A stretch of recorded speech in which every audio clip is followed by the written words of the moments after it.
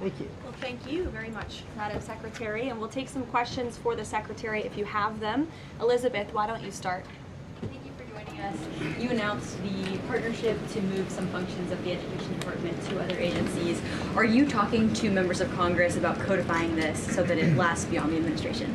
Yes, we started our conversation, and thanks very much for asking that, because there have been some reports that Congress is in the dark on this. That's clearly not true. We've been talking to, I've talked to dozens of members of Congress to explain to them exactly what we're doing, to bring them up to speed, and to say to them, look, when we have completed some of these transfers that are working incredibly well, then we will be looking to Congress to codify those, make them permanent. Brian.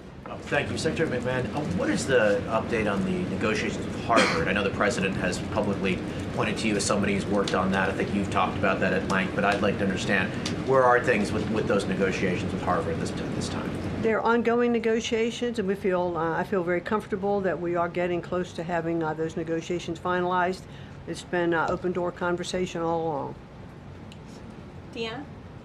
Hello, Mrs. Secretary. The President recently posted about establishing a federal standard for AI. Do you know if the administration has a view on the use of AI for students in schools? And Caroline, do you know if the President personally uses AI? I don't think so. You can handle that I've never one. witnessed it, so I can't attest to that.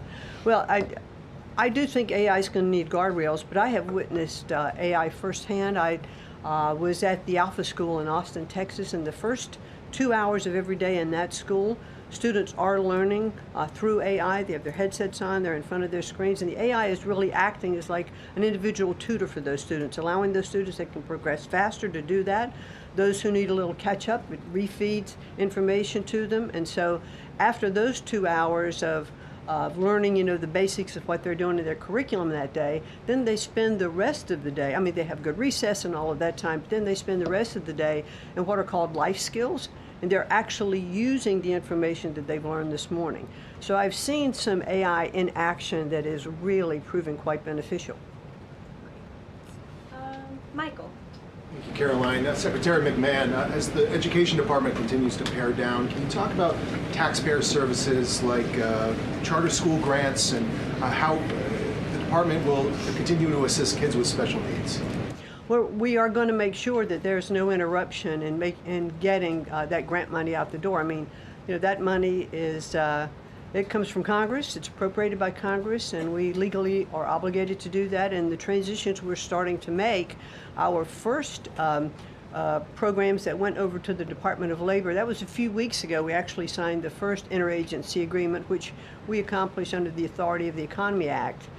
We transferred grants for WIOA and for the Perkins Act. And the really good news is that the Department of Labor has a much more sophisticated system, technology system and grant fulfilling system than the Department of Education does.